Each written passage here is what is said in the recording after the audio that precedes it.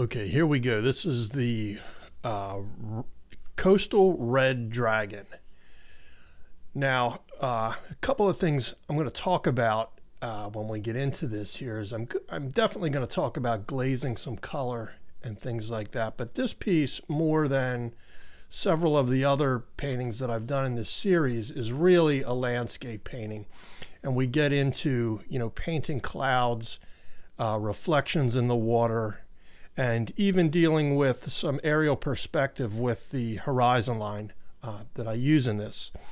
So those are going to be, a couple of the things that we talk about here as we move forward through this piece. And I just want to mention that before we get started.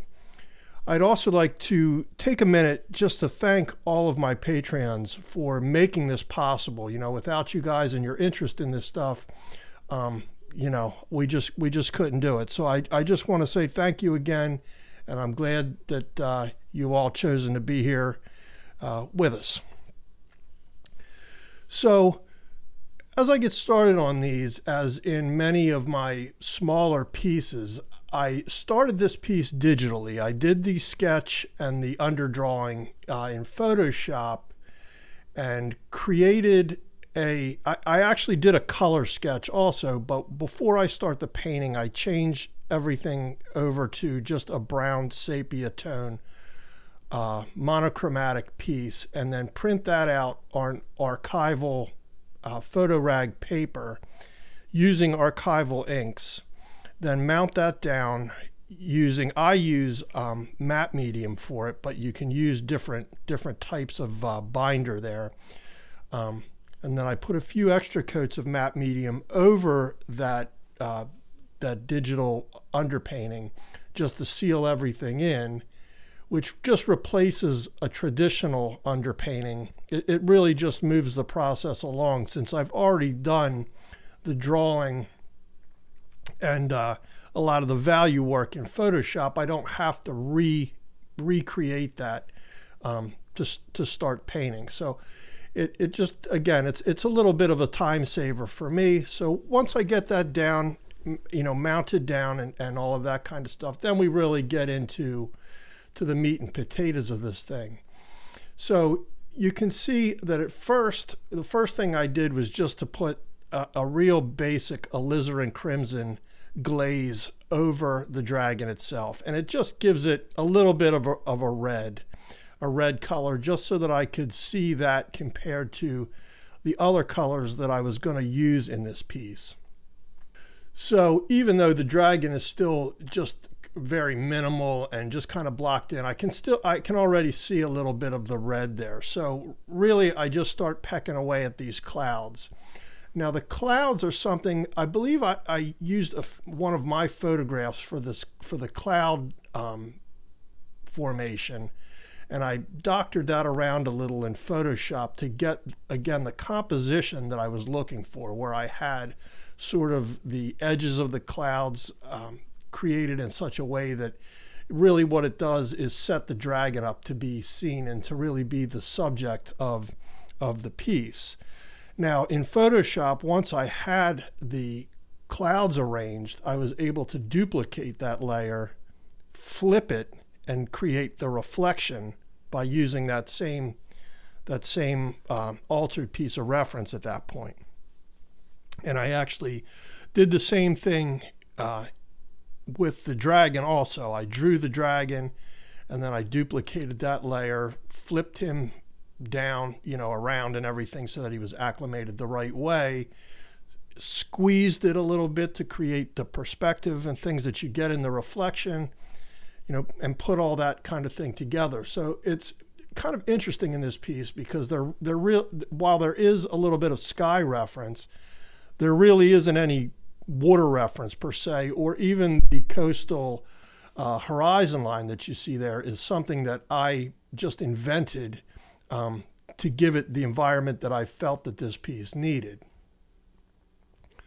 Now, when I'm in Photoshop and I'm creating things like that tree line, I use some texture brushes and things like that are just as if I was going to paint it in oil paint. I would dab with the edge of the brush to create just these interesting little shapes and things that look like foliage. Of course, there are brushes like that in Photoshop, and that's how I created the horizon line there. So that's a little bit of a backstory on how we got to the initial, the reference and set this thing up. Now, I've talked about this before, but I really love painting skies.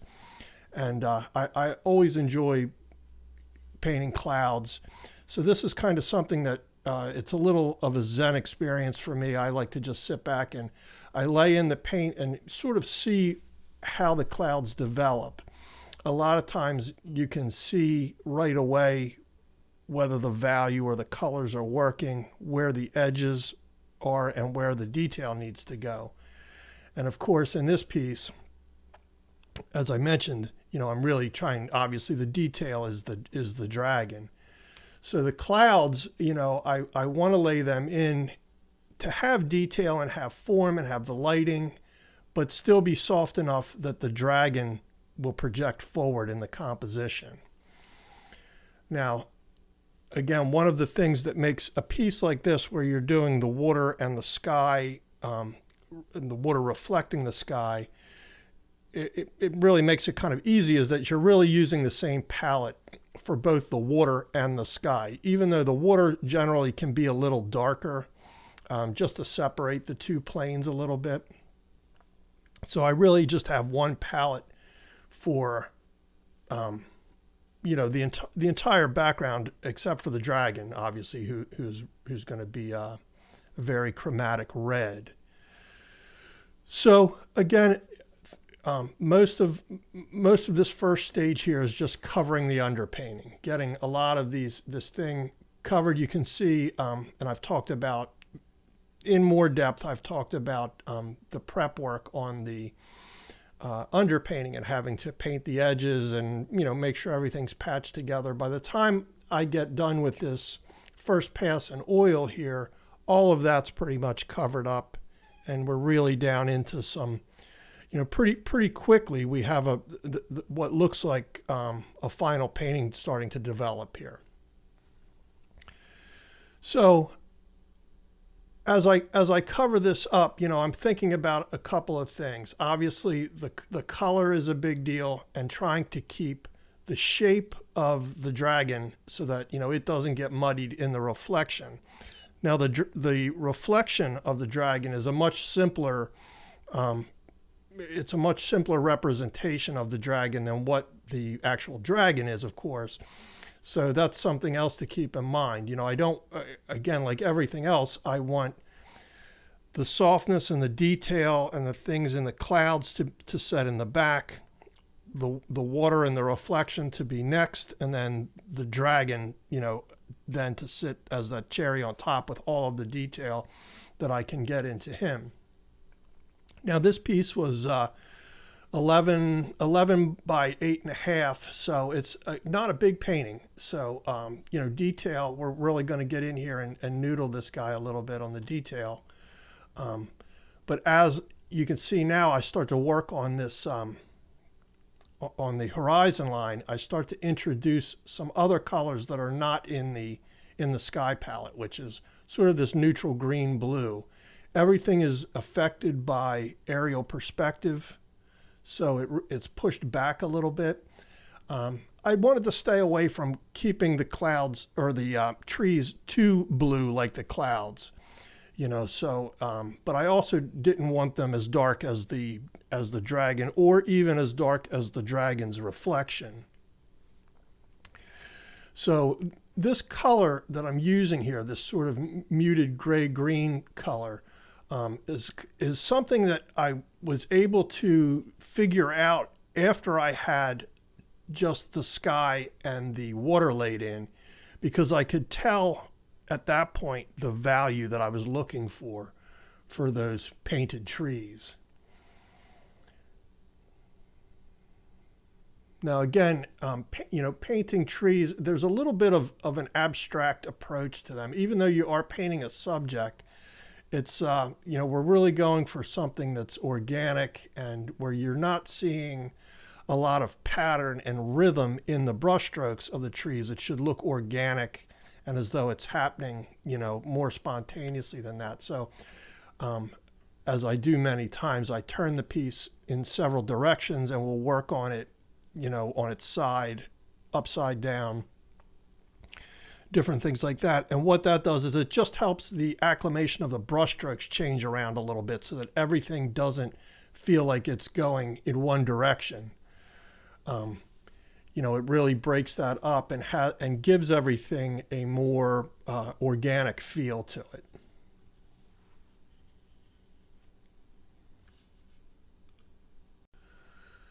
Now, here we've got the background pretty much laid in and the clouds are looking pretty good. And while they might get some more detail or something as we move down the road a little bit, it's time to get into the dragon. So I put another little bit of a glaze over it, and I'm sure that that's loaded with liquid. And that allows, of course, everything that I paint into that to be affected by that medium without me having to mix it into each color on the palette.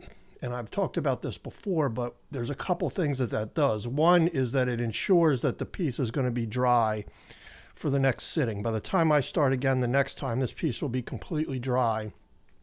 And the other thing it does, by mixing it on the piece rather than on the palette many times is usable for a few days. In oil paint, the palette will stay wet.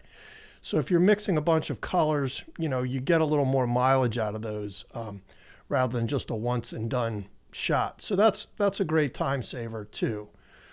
But you can really see now where, we lay this in, the underpainting was pretty dark.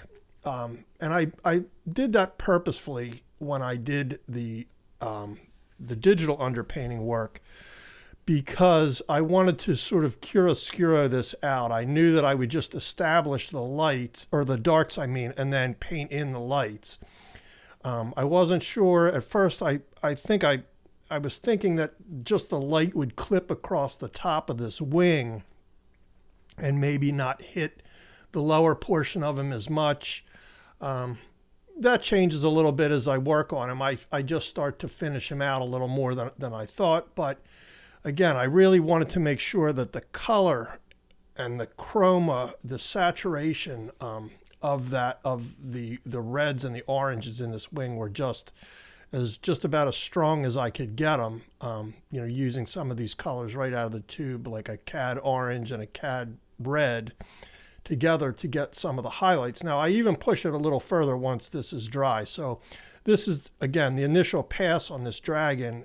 And of course, my goal here is really just to cover the underpainting and see, how we're doing. Now, the initial glaze of alizarin crimson showed me that, the family of color, that it was red, and I was in the right ballpark with the some of the peach colors and the pale yellow and blue that were in the clouds comparatively. But now we're really into it. We're really into trying to build the dragon. And it takes a little bit sometimes, back and forth, especially on an invented creature like this. It's a little bit of laying it down and seeing how it goes. So, but you can tell here, just that working the lights out of the dark shadow area is it's something that has always felt kind of comfortable to me. I've seen some people work on darker grounds, like a black illustration board and things like that. And, I can certainly see the advantage there. And if you haven't done something like that, I think it's definitely something to try out. It's a little different when you're working with, say, a black canvas than a white canvas. Now, this wasn't black, but this was a pretty dark creature on here. And I'm really just pulling out the highlights. Once I get the legs in, you can really start to see the form on him a little more. Now, again, now that I have the dragon himself established, and I'm kind of looking at what I decided to have the light hit and not hit. Now I can make some decisions based, that are going to inform this reflection. And, reflections are interesting. They're just interesting, I think, because a mirror is just always something that seems kind of strange. It's it almost feels like a portal into another world. It's like a gateway sometimes. And it's a neat, just, I don't know how to describe, I'm not sure that I'm reaching for the right word, but it's just a neat effect in things. Mirrored stuff, water, reflections in glass. It's just something that we can capture as artists that help lend credibility and reality to a situation that it might not have otherwise, and in this case, for example, like I could have done this guy flying over a big patch of grass or something, but it just wouldn't have had the same interest as having the reflection in there. I got a little more bang for my buck there out of what was there. So they're just great little things to play around with. But having said that, there are degrees to that reflection. A mirror obviously is something that is a very exacting replica of the thing it's reflecting. Something, a foggy piece of glass may just have a silhouette show through. The water here is somewhere in between where you are seeing some of the light patches and the darker shapes in there, but you're not seeing them as well constructed and drawn as it is in the dragon itself. And it's just a way to tell the difference between the two. So again, that kind of stuff is personal choice and some kind of artistic styling there based on how you want to perceive the thing or how you do perceive it. So now as we move down into the tail, these little scale patterns at this size, I am trying to peck in what look like just little scales. And you can kind of see that because the brush tip itself lends itself to making those shapes and those little textures there.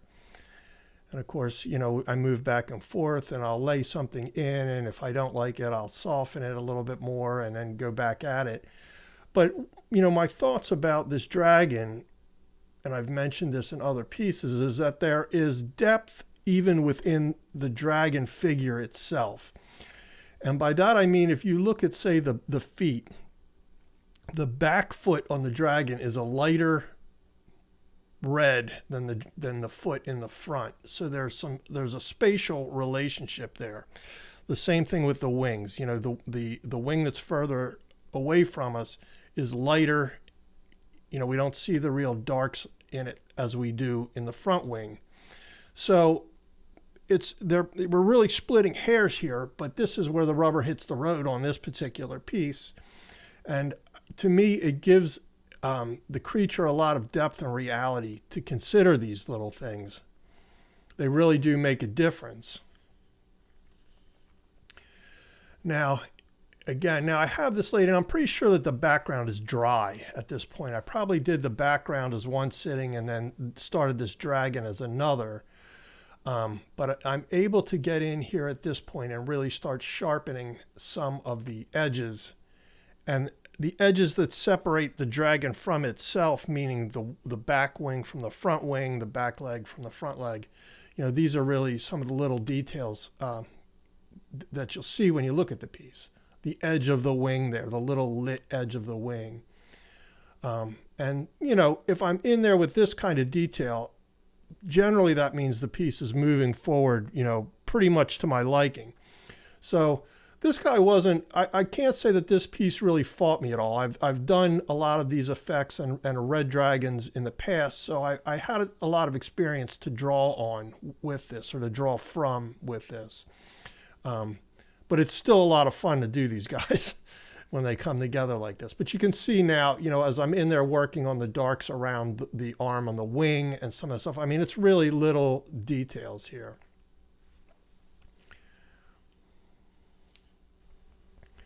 Now, of course, with every piece, there's always we almost always seem to run into a point in the painting where it really is just putting in the time and the detailing that it needs to bring, certain things to life here. And that's what we're going to go through with this dragon now. At this point, I'm kind of moving around the dragon, making sure the outside edges, the wings, differentiate one from the other, the forward wing from the back wing. the highlights, which we'll get into here a little bit more in the neck and the head. I'm kind of saving the neck and the head for last on this guy. But, it really is. I mean, I'm in here with a pretty small round at this point, I think, or a pretty small filbert. And it's just building the anatomy subtly. You can tell there on the bottom of the arm where I'm starting to employ like a reflected light, reflected from the water. So it's not the light coming from the top. It's a little bit of bouncing light coming from below. And really we really are splitting hairs on this thing at this point. But, for me, especially on a big dragon like this that's being done in a small painting, I just feel like those details are necessary. And of course, everything I'm using now, I probably at this point am mixing liquid in with the paint on the palette and using it as a medium and just forgoing any idea of trying to save the palette for any extended period of time. But you can see now I'm really pecking around on there and trying to establish these textures and the shapes of these little scales and things. But also,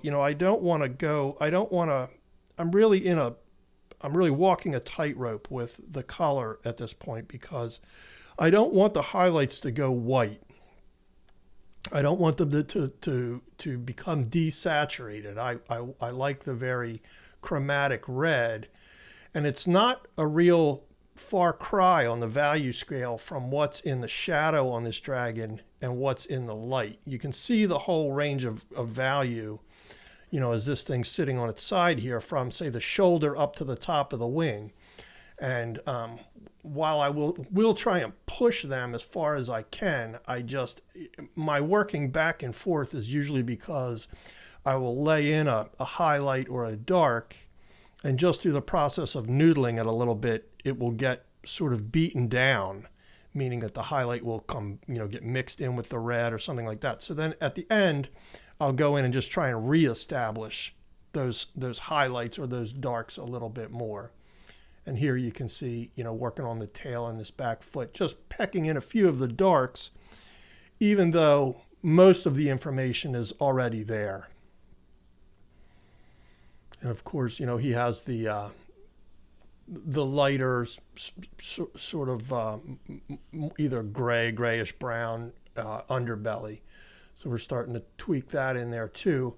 And I'm keeping in mind, that's a color that doesn't really exist anywhere else in the piece, but it's similar to some of the other colors in there. So it feels very natural in the environment. It's a lighter color, although we never really see it in anything but shadow in this piece. So even though I see it as kind of a light gray or a light tannish gray, it's shown as a pretty dark color in here. And that's kind of the trick working on a smaller piece like this is, still being able to see the details and not have everything get muddy.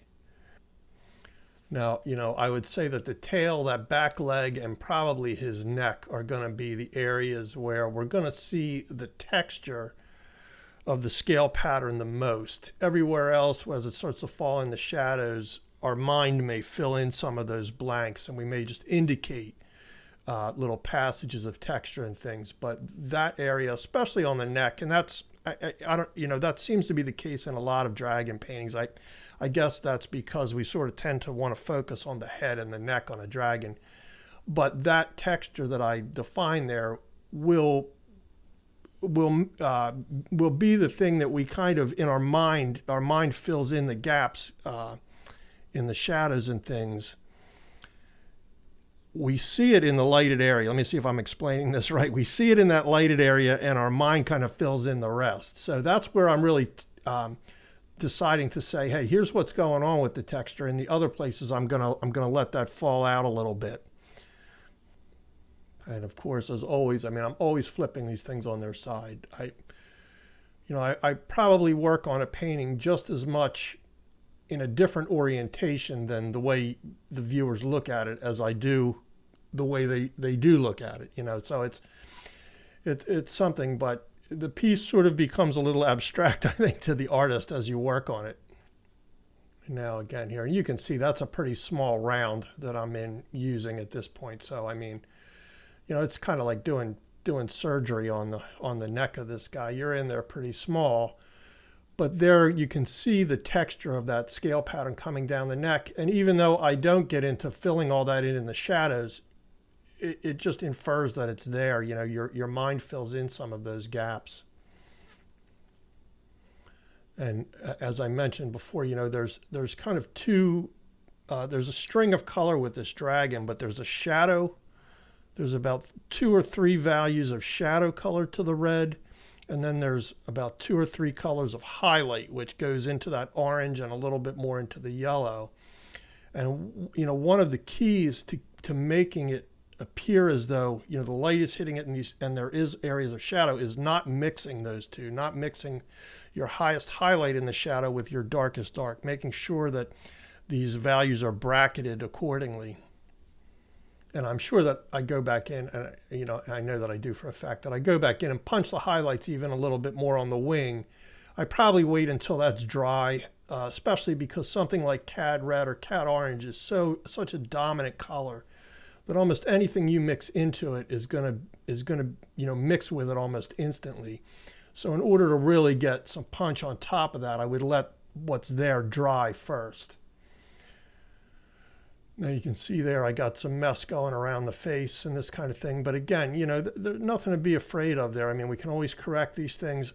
I don't know if I've demonstrated or talked about this yet, but if, a certain area, if I decide that I don't even like a certain area, you can sort of paint in reverse, meaning that, you can use clean thinner on the brush and go in there, and instead of strategically painting in details, you can strategically wipe them out with a brush and clean thinner on the brush. So that's sort of what I did around the face just a minute ago there. So it is just a very corrective medium as you go through it. So nothing to be worried about if you get, if something gets wild in there and it looks like you got a brush stroke in the wrong place or something like that.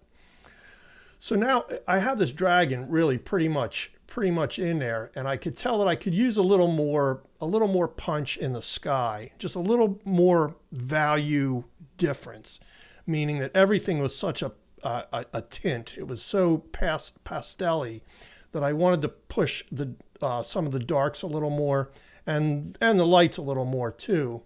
But it also let me push a little of this blue in there instead of the peach color that's sort of there, because obviously the blue really gives us more of an impact against the red.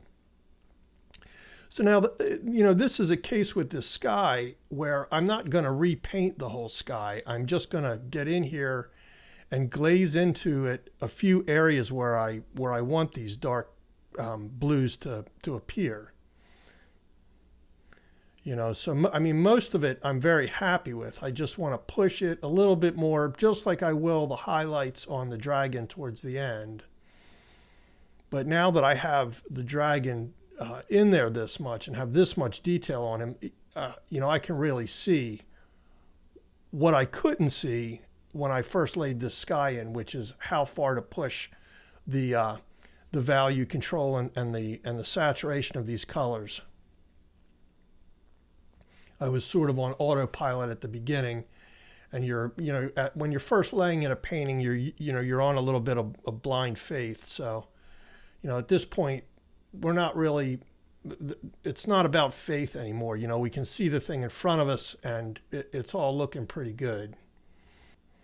And just like I punched that blue up, here we are with the yellow, the highlights being a little more chromatic, a little more yellow. Just one step higher value, and I'm just gonna get in there and just put in a couple of little brush strokes and highlights. But again, I'm not repainting the yellow. I'm just lending some accents to it. I'm just taking it a little further than it was. Punching that cut, it's really punching the chroma up more on the yellow than the value. The blue was a little bit of a value issue, but the yellow, it's really about just getting some yellow in there. And when you get, the blue color that I was talking about, it kind of leans towards a blue violet. So the blue violet and the yellow, they're not quite complements, but they're almost complementary. So when you put those next to each other, you really get a zinger in there. And so that's what we're looking for there. So now you can really see how much impact that yellow has just by glazing a little bit over that. Yellow tends to be kind of transparent anyway. It's a difficult color to be really opaque. Especially if you're trying to paint over something dark. So, it works out great to kind of just get in there and juice things up a little bit at the end. Those wings are something I kind of play around with a little bit too. Now, a couple of the red colors on my string are colors out of the tube, so I don't have to mix them. But while I have the palette for the background, I will go around and just try and either soften or crisp up a few of the edges on the wings just to make sure everything's cleaned up now, because at this point I'm really looking to get in here and I'm looking for, if this isn't the final pass is coming up quick. So, but you can see there when you look at that cloud now and with the hind quarter of that dragon there, just how much color we have in this piece. It's almost primary, that little bit that we see with the red, yellow, and blue. But red is an easy color, I think, to make a subject with. It's an easy, our eye wants to go to that color, I believe. So now it's just, tinkering with a few edges on these clouds. And again, I'm referring back to the reference I have, just looking where some edges might be or not be.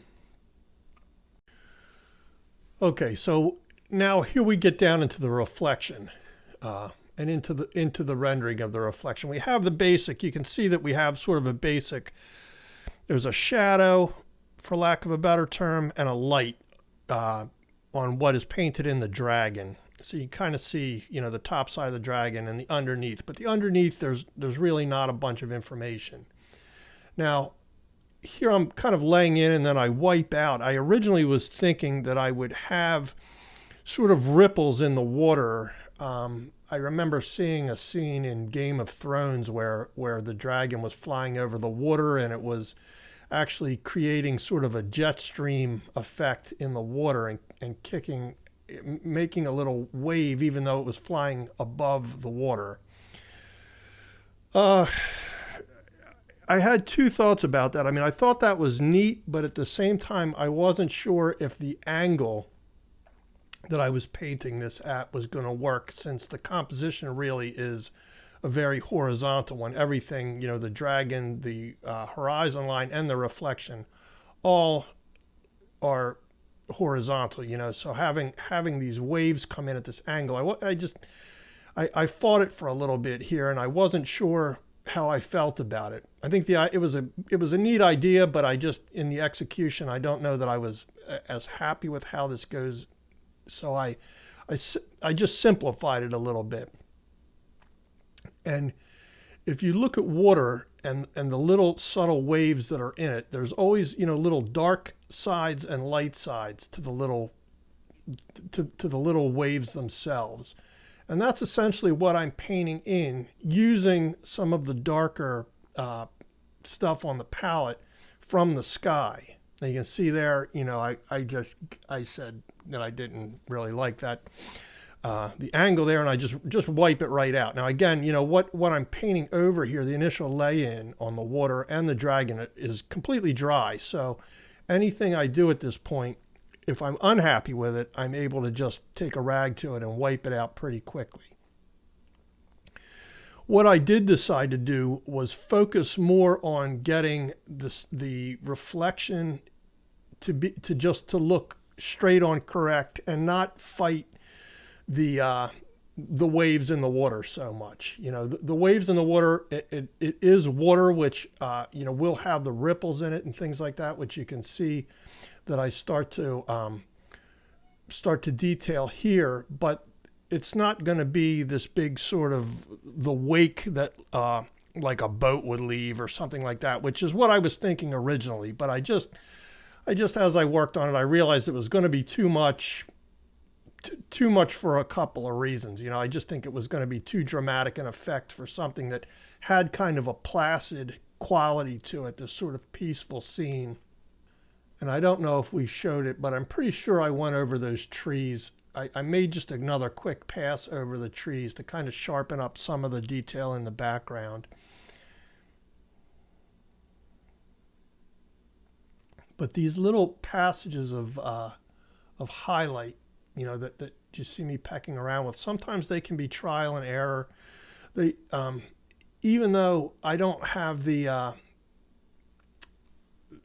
angle of that sort of boat wake that we were talking about in the bottom of it, I do still try and break up the lines of the water there to make sure everything isn't just straight across. Now we move up here on the dragon and we're about to do some finished stuff, but what I'm doing, it looks like I'm just painting and nothing's happening, is I'm actually glazing clear liquid over the dragon, which is dry. And then that's going to let me work wet into wet essentially on the dragon. I'll be working, wet pigment into wet clear medium. And now you can see there where I really, it's a yellow highlight almost, like a yellow orange. And as soon as I hit it with any red there, you can see how it really, the red really takes over that color, and how the saturation of that red is something you have to be aware of, because it can dominate, everything. That, subtlety can be kind of blown out the window pretty quickly with something like that. So it's just something I think that it does take a little practice to get used to, keeping those things, chromatic where you want them, and the accent highlights and things where you want them. But that's one of the ways I do it, is by layering like this, by having the layer underneath it be dry. So that, at least I know I'm going to get to that point. Meaning that it hopefully shouldn't get worse than that. Now, of course it can, but normally it doesn't. Normally it's still a building process for me. Yeah, and the real high highlights on the dragon again too. All right, well, there we go, the Coastal Red Dragon. I just want to thank everyone for sticking around. If you're interested in joining the Patreon, that there are 3 tiers. The Red Dragon tier for general admission, the Silver Dragon tier, which includes an art print of that month's dragon, and also the Gold Dragon tier, which gives you a mentorship opportunity with me. I have over 30 years experience and a lifetime of passion for drawing and painting dragons and fantasy art, and I hope you'll join me. Thank you again.